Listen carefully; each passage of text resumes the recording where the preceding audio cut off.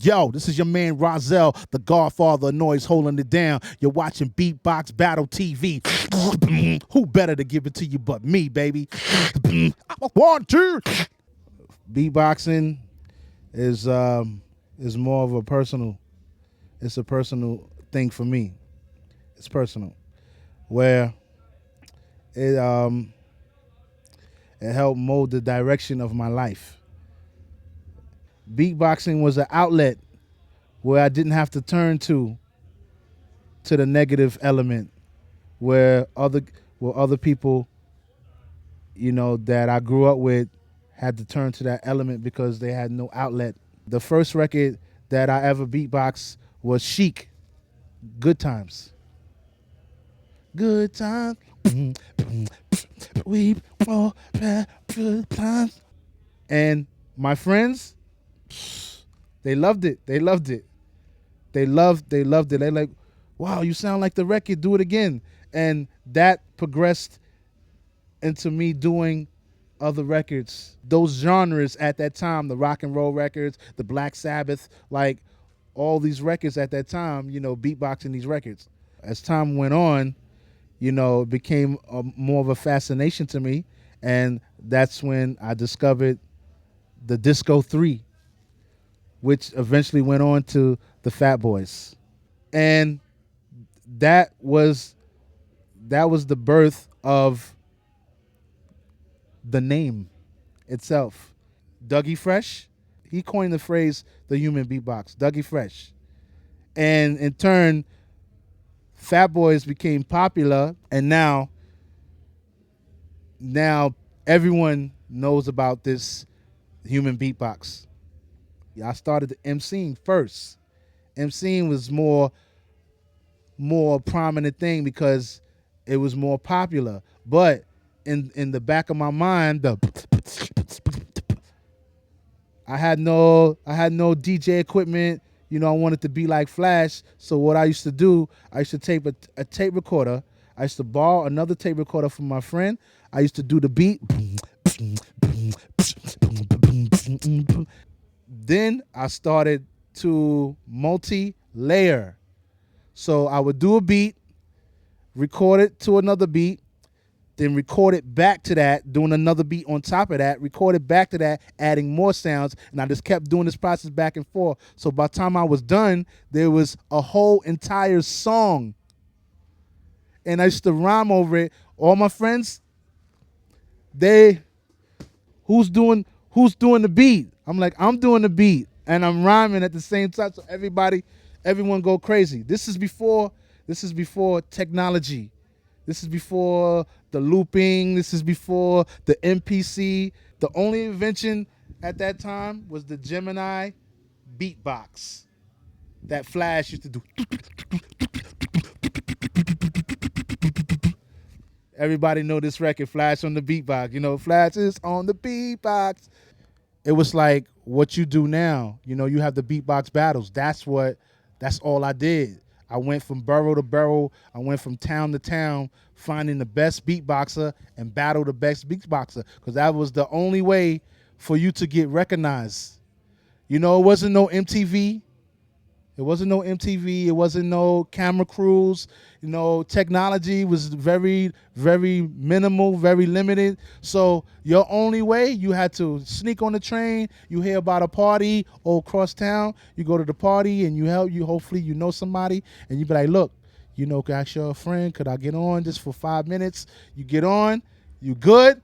5 minutes turn into 20 minutes, 30 minutes, you rocking the party, you know what I mean? And then your name get out. People go, yo, the guy on the beatbox, yo, what's your name? Yo, Rahzel. Then you start making friends with the popular DJs. And then every time you go, when they do a club or if they do a park event, they see you, oh, yo, you known, you know what I'm saying? And every party you rock, that's like a notch under your belt. And then a bigger notch is you taking the crown from someone that's popular in that neighborhood. And so that was my challenge. You know, along the way, you know, you make friends, other beatboxers. Like me and Kenny Muhammad, we've been friends since we were little kids, since we were teenagers, for a long time. Like even a guy that I battled that taught him. I battled the guy that taught Kenny Muhammad. You know what I mean? So it's like, in those days it was fun. You had your little crew, y'all. It was fun. It was a little dangerous because now you're going into people's other territory. You're going to people's neighborhood, and people don't know you. And you go there, and if you beat that guy, sometimes you might not leave. You might not leave too happy. I mean, it's happened maybe a couple of times for me, but my name slowly started to get around all over. Then I started going. I lived in Queens. Then I started going to the Bronx. Then I started going to Long Island.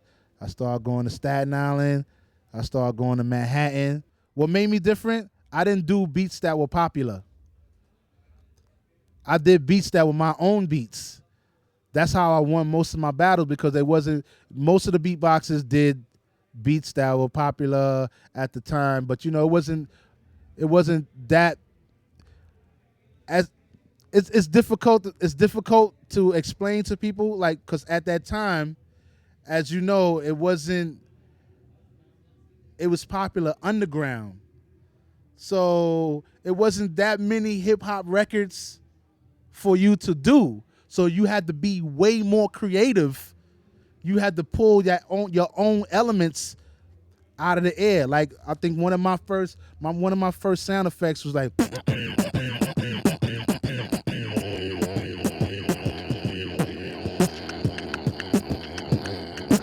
now this is invented in '84. Then I started to entertain the thought of making records. That's when I made a record with Mikey D. It's a guy real popular, used to be in the same group with LL Cool J. His name was Mikey D in the LA Posse. Actually, he was the front man of Main Source after Large Professor. So I made a record with him. And then I formed a group with, at the time, his name was DJ Irv, but to the world know him now as Irv Gotti. I was in a group with him. We was the first group signed to Jam Master Jay's record label. A big influence into the development of the art of the beatbox was Paul C. Paul C. He was responsible for Super Lover C, Casanova Rudd, Organized Confusion, Rakim, Steezo, Ultramagnetic. He actually introduced me to Ultramagnetic. We used to battle different groups like Kid and Play and groups like this at the Latin Quarters, and I was the secret weapon. I was a part of Critical Beatdown, which is the most classic rap album ever. Critical Beatdown, Ultramagnetic. The places that I've been, the eras that I've been in, everything I've been a part of has been monumental. This is my life. This is how much it means to me, my life, that for something to save me from despair. This saved me from despair. This beatboxing saved my life. It didn't matter whether people loved it or people hated it or people didn't want to listen to it anymore or they decided to make some new music and they wanted to get into gangster music and that was more popular. It didn't matter to me. I kept going. So I'm basically here just to inspire people. If someone's inspired by what I do, then that's a beautiful thing. But I want all the young people that are coming up and learning how to beatbox and wanting to be great. It comes from in here, not here. You want to create something where you have me going, oh, I got to go home and do that, what he just did. You know what I'm saying? Just like when people hear a Kenny Muhammad or they hear Scratch or they hear If Your Mother Only Knew, they want to go home and practice it.